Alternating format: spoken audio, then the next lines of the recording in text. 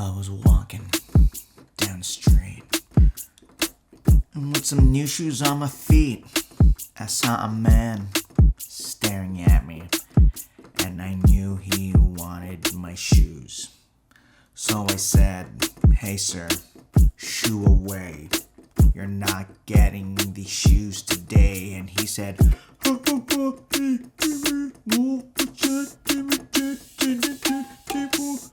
and I was like, "No sir, McDonald's serve the specials on Wednesdays, okay?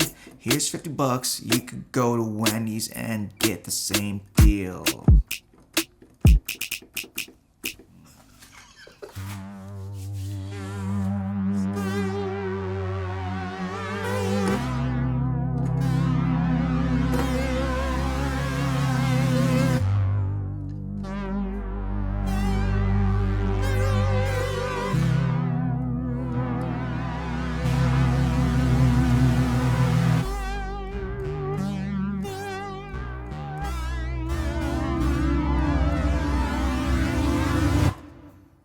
Welcome to Ramos Stories, baby. How are you doing today? My name is Dan Ramos. I think today is a Saturday at 8 p.m. 01. I hope you guys are having fun. And gals, I think I'm gonna slowly evolve with my little standing studio over here. Decided to keep the piano. Add a little mixer here. Have a little funny looking light. And my producer's over here to my left. What's up? How's your weekend? Yeah? Okay, shut up. Dan Ramos comedy. You know, sometimes I want to take it slow, baby. I gotta stop it. What's up? This is episode 3. Thank you for tuning in to the 2 people that are watching. Thank you. You know, it's so funny. I'm on Spotify, where you can find Ramos Stories on Spotify, and I see like the top countries that are listening, right? So I want to give a quick shout outs to 62% of my listeners from the US, 20% Canada, and then third, 10% Germany. Willst du mein Mulsken sehen?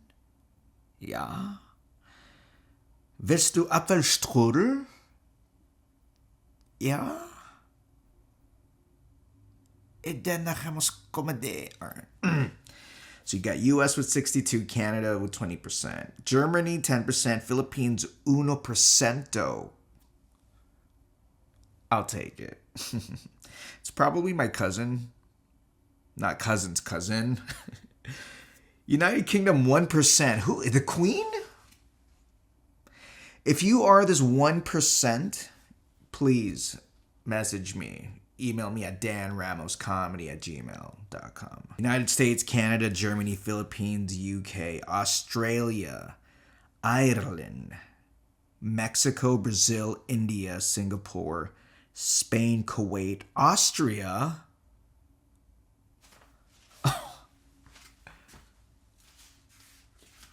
Is there a babe in Austria listening to me walk back and forth with my slippers? Because if so, I don't know. I've never been there. Never been to Europe. Got Austria, Thailand, New Zealand, Vietnam, Turkey, Taiwan, Nepal? Who are you? Whoever you are, please, just... Morocco. Find me on the Reddit thread. U/Dan Ramos, please. We got Nepal, Morocco, Ukraine, Iran, Japan, Peru, Bahamas, Sweden.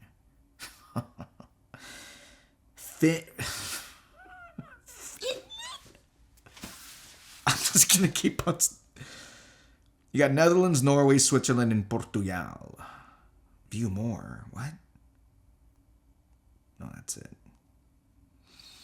So Portugal, you're at the end. Please keep on listening.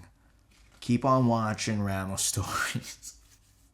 Find me on Apple Podcasts or Spotify. Gender, you got 69%. 69% male, 26% female. I'm sorry, maybe my content isn't. No, it's for everyone. You got 4% non-specific, and then 0.1% or 1% non-binary. Love it. Okay, well, thank you so much for tuning in. Comedy memorabilia. That's a running theme in every episode. Because some people are too lazy to have themes in their podcast. Anyway, right now I want to talk about this thing. It's a hoodie, or a short sleeve hoodie with a Chappelle logo. Pauly Shore was having a one-man show. And I asked his opener, Sandy Danto, whom I've met several times, first at the Comedy Store as he was, performing in the OR. And then a couple of years later, I booked a commercial with him, booked a Grub Hub commercial. Let's cut to that. Come back. Thank you, Dan. No problem. We both didn't have a car at the commercial, so they just let us hang out for like 8 hours. We were in the commercial. We were like the faces, and then they just let us chill. So, so they put us in the trailer area, and Sandy, tells me his comedy life story. He tells me how he opens for Pauly Shore and how Pauly brought him everywhere, and I'm like, oh my God, it's kind of cool, hanging out with the Weasel and all. And so we booked that Grub Hub commercial. We're like tight, And then like 3 years later, I see a poster of Pauly Shore's one-man show, Stick with the Dancing. It's an hour of his life. Go check it out if you can. And I messaged Sandy. I'm like, yo, Sandy, do you think Pauly needs a videographer or a photographer? Sandy goes, yeah, let me ask. 2 minutes later, I get a text from Pauly. Yo, come to the store at 3. I'm like, okay. I go to the Comedy Store. And I'm there, and I'm like, okay. I'm sitting in the main room, waiting in the main room. So that's where he's going to do his one-man show, and the screen is down, and I'm sitting there for, I think, about over an hour.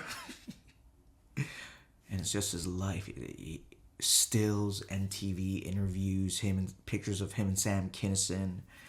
For an hour, I'm just taking it in. I'm like, I'm about to meet this guy. Is this how he introduces himself to everyone? Sit over here and watch my life. He comes in after like an hour and 5 minutes. And then I get up from the booth and I look at him, and he looks at me and he's like, and I'm looking at him the same way. I'm like, this guy's crusty too, huh? He's like, and I'm like, yeah, you too. He's like, all right, tonight I'm going to have my one-man show. Just, interview the people at the end of the show. When they're coming out, and ask them if they like the show or not, what was their favorite part. I'm like, perfect, okay. I do the job. I show him the footage at the end of the night. He damps me up. He's like, cool. 3 days later, he messages me and goes, hey man, you wanna help me with this thing? I'm like, what? He's like, what are your thoughts of me, sleeping in people's homes and stuff? And I'm like, that's kind of funny. I can mic you up. I have a lavalier, a lav mic, and I have a wide enough lens with several batteries that I could, shoot them easy. And he's like, all right, cool. Hangs up. I'm like, oh, he just wanted to pick my brain. And then he calls me back. He's like, all right, you're going to come with me to Ohio and Indiana. I'm like,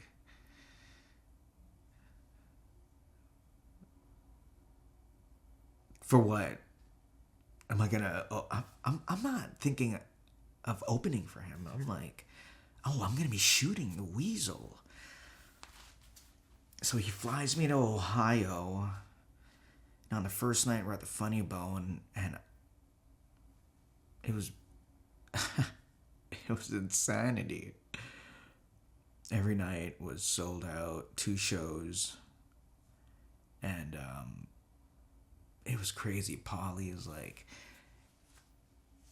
if we're gonna be walking around, you're gonna be with me, okay? So if he's on stage, I'm on stage with him. There was this one show where he was sitting on some dude's shoulder, some fat dude's shoulder, and Pauly's like squeezing his face like this, and the guy's just taking it, and I'm there with the camera, and like people are sitting behind me, and we're at the front, and I'm like, this is... The Midwest loves the Weasel, okay? The second night, he does 2 shows. We get back to the hotel around 2:30, you know. And we're about to sleep. I get a knock on my door. Hey, we're leaving. I'm like, what? So me and the driver, we're driving away now. Pauly's in the back of this van. He's on his phone. I'm like, we're in the middle of buttfuck nowhere in Ohio, and it's just trees and darkness. Pauly's like, we're gonna go see my friend. I'm like, okay. What's your friend's name? Dave. I'm like, Dave Coulier? It's like, no, idiot. Chappelle. I'm like, why is he in Ohio? I take out my phone, I zoom out Yellow Springs, Ohio. I'm like, this is his home, we're gonna go to his home. And Pauly's like, just cool it. I'm like, yeah, I'm cool. I'm chill. We park, and we see this like weird looking shack with SUVs around. And I'm there, I'm like, who the fuck am I to even be here in this biatch? We get out of the van, we start walking in. Pauly's like, just chill. I'm like, yeah, I'm chill. Dan Ramos comedy, chill. Dan Ramos comedy, chill. We see Donnell opening the door with his joint. In my head, I'm like, Pyaw! Not now, Dan Ramos comedy. Just be chill, Dan Ramos comedy. We enter this weird looking shack. Door opens. And you see black and white pictures of the Roots, Erykah Badu, block party pictures, back in a Bed-Stuy. You make a left. This is dark hall. Still pictures, black and white pictures, but now the pictures are getting bigger and wider. The place opens up. There's a dance floor. There's a DJ playing The World Is Yours. And I'm like, yeah, the world is yours, motherfucker. Pauly's like, yo, chill. I'm like, Dan Ramos comedy, chill. Now we see the dance floor with the disco ball, and in the distance, the Chappelle sign, neon, white, red, and green, and below you see just Chappelle with his glasses pouring out drinks for his homies. There's about like 6, 7 people there. Pauly was like, stick with me. I'm walking in, you know. Phone's off and everything. Pauly's like, baby. Dave's like, Pauly. It's the worst. Dave, I'm sorry. That was the worst impression. He goes around the bar. His entourage pops in, and now I'm there with Pauly, just squeezing. Pauly's hugging Dave, and I'm there. I'm like, "What's up, Dave? How's it going? Hey, am I the only Filipino guy here other than your wife?" Pauly's like, "Hey," I'm like, "It's too late, man." He goes, "No, there's some Filipinos here." I'm like, "Not your kids, man." He goes, "You want a drink?" I don't really drink. Pauly, once in a while, we look at each other. He's like, "Yeah." I'm like, "Yeah, we'll get a drink, Dave." He's behind the bar pouring out. It's like around like 4 already. He's pouring drinks, giving me one. Salud. Red cup. I stole the red cup. Red cup. And then for the next 3 hours, it's just Pauly and Chappelle at the bar, like just chilling. And I'm there beside Pauly, just trying to remember things so that he doesn't forget, And, I'm like, "Where the hell are we gonna stay?" Pauly's like, "Dave got us a hotel at Mills Park." The night ends. We go to the hotel. Nice, very quaint hotel. So cute. Pictures of little dogs everywhere, And then the next morning, we wake up, have a nice little brekkie. We leave the hotel, and then to our right, there's a store. Or there's a shop called the Chappelle Shop. I was dying. I was like, "There's a shop there called the Chappelle Shop at the Chappelle Show, but it's a Chappelle Shop for the show." So, Pauly's like, "Yeah, Dave said we could get whatever we want." I'm like, "What?" I go in, and I'm so humble. I'm like, "You know what? I'm going to get a sweater. I'm going to get a lighter, and that's it." Pauly has like 6 pairs of jogging pants, and he's like, "You don't want the boombox? You don't want the Chappelle boombox?" I'm like, "That's one of one, Pauly. That's not even for sale." He's just having a field day. And yeah, that's all I'm gonna say about that Ohio experience. Everything else, don't worry about it. But thank you, Dave Chappelle. Thank you, Pauly Shore.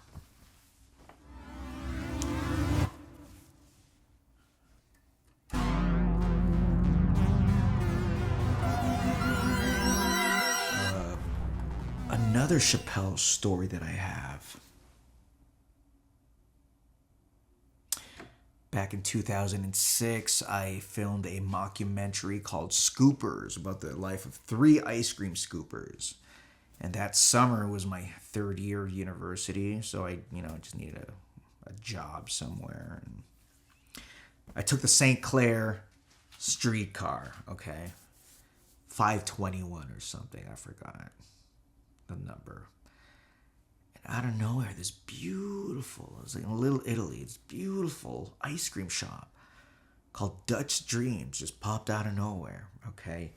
There were ice cream cones on the walls, little cow paintings, and little, fake cows and milk containers. It was so weird. You go into the ice cream shop, and it's like clogs. Their waffle selection was tremendous. There was like peanut butter brittle, M&M Skittle, whatever you want, chocolate, the frozen yogurts, crepes, waffles, sundae, banana split, whatever you want. I'm like, I gotta work here. Because number one, it would be a fun place to shoot. And number two, nobody really complains when you're giving them ice cream. So yeah, it'll be chill. Go there the next day. I get the job. And that night I started working. And no, I was wrong. Yeah, a lot of ice cream customers are assholes. Every Sunday, there would be this old black lady on Sundays. She come back for the rum race, and I'm like, all right. She wants I want the tub. I'm like, you want a tub? I get the freaking 2 liter, it was like a gallon, and I'm putting rum rays in, and she's like, make sure there's no air holes. I'm like, make sure there's no air holes. I give it to her. It feels light. I'm like, it feels light. So I'm packing more in my foot. I look like Popeyes over here and olive oil over here because I don't use my left arm. If you know what olive oil looks like, she's very thin. Popeyes because of the muscles of the ice cream. Let's get back to the story, Dan Ramos comedy. I write these little stories or jokes, of, fantasies of... If a customer really gets angry at me, I'm like, scooping, but I'm also putting my snot. I write that down. I didn't do it, okay? Maybe. I didn't do it. After 3 months of working there, September hits, which means going back to school. I quit and I tell my bosses, hey, listen, the reason why I worked here was because... I want to shoot here. I want to, see if I could shoot here for 2 days. This is all the money that I have saved up this summer. Do you think you'll let me? They just go, keep your money, shoot here before 5, and everything's on a house and everything's free. And I'm like, oh my God. I fed my crew ice cream. It was so crazy. Scoopers I wrote. Jeff Chan directed. Mike Heathcote, Jeff Chan did Code 8, check it out. Mike Heathcote was there to help out, but now he's like a Steadicam superstar. Check him out. Danny Kasman, I was going to shout out Danny Kasman. He asked me to mention his name several times. Just Venmo me $50. Danny Kasman, thank you very much. It was an all-star cast, okay? And I had no idea that I was shooting my short film in a very important location because the only other movie that shot in that place was Half Baked with Jim Brewer and Dave Chappelle.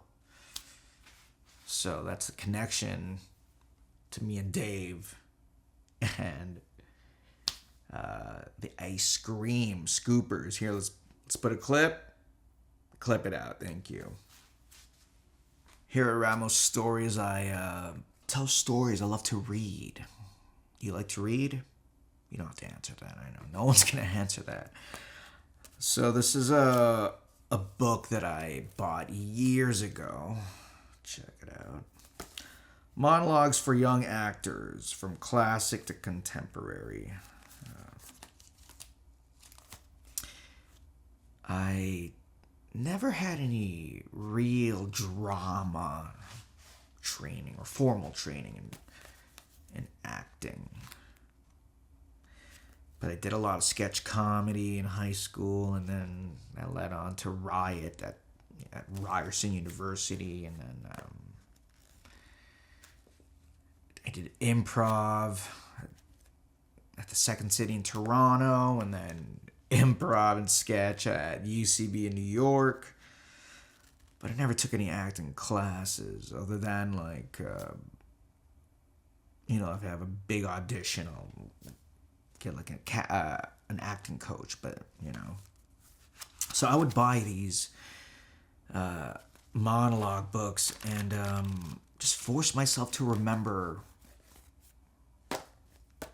a monologue. And there's one that I remembered, and I don't know why I picked it, but it just felt right.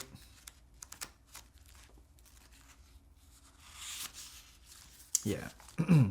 Page 124, The Glass Menagerie, Tennessee Williams. A young man has been invited to dinner, but left alone in the living room, and he is talking to her. Although my case was too aggravating, as yours seems to be. I always take this out when the flavor's gone. I don't know why I'm reading this whole thing, but I memorized all 4 pages of it. And then I never use it for auditions or anything. It was just for me, like, to practice, to, you know, just to memorize. And then I started doing this in my stand-up routine. I go, this is my impression of a Broadway actor trying to finish his Broadway monologue, but he can't because he needs to fart.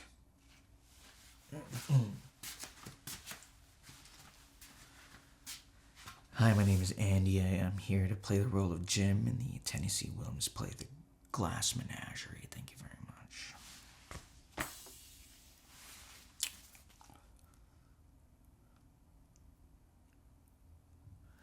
You know what I judge to be the trouble with you?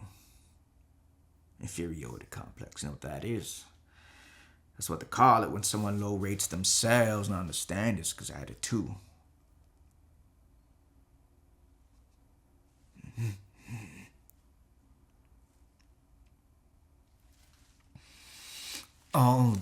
Although my case was not so aggravated as yours seems to be.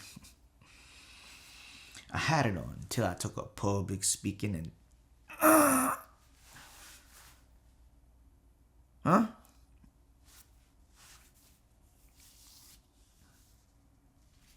Thank you. So, folks, read a book. Idiot. All right. The next weird book I want to talk about... I don't know where I found this, but... Ow. This one's called Taekwondo Dogs by Camp Comic Inc. by Gil De Palma. Gil De Palma. This is a weird one. Now, number one, this is a Filipino comic book. Okay.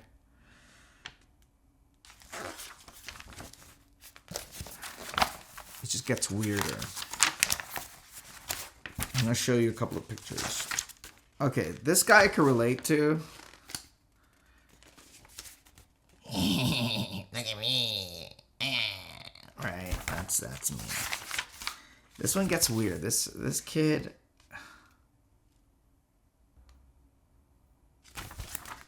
Like, what the fuck? A lot of muscles and a lot of bulbous tits.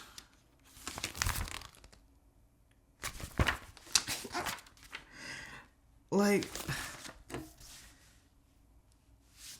Taekwondo dogs. So dogs that do Taekwondo. Oh, this... Like a bunch of LA chicks in those onesies. How can you read the font through this? I just broke the... Okay, now I just lost $12. Okay, you know what, guys? Find Taekwondo Dogs by Gil De Palma. And blame me.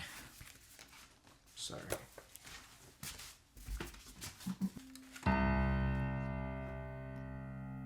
There was a man.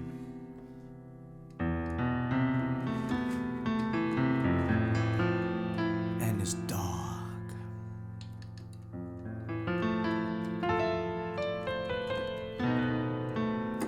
And the dog ate the man.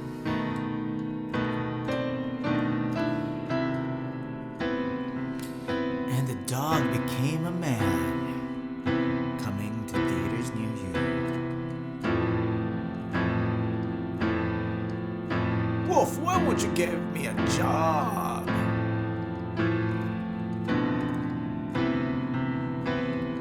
Dude, you're half dog, half man, and you have no pants, and you have a dog dick. That sucks.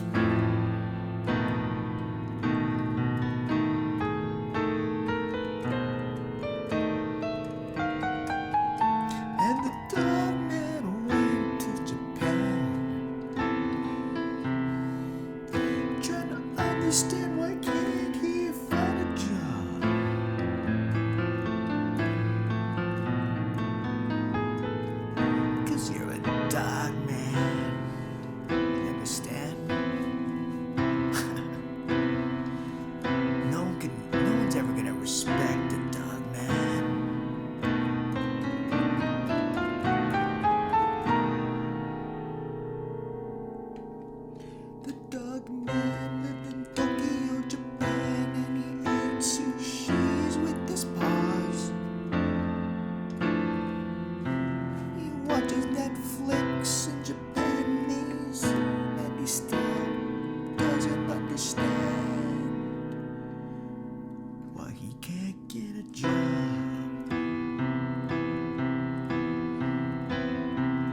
try to tell him that he has no pants still. And that he's gonna have to go to the dog pound, baby. And the piano just stopped. I gotta get new wires for this shit. So last week, I can't get into any big details, but I ended up being in an Uber ride with Sal Volcano from Impractical Jokers. Let's show that clip. Let's bring it back. Okay. Now, it was wild. He was such a nice guy. I shared to him. I shared a lot within that ride. And, you know, I think I told him, yo, man, you gotta make sure that you're always in the room if you're gonna be editing something, you know? Yeah, that's something. All right, well, that's episode 3 of Ramos Stories. Thanks for tuning in. Dan Ramos here. Thank you. I love you.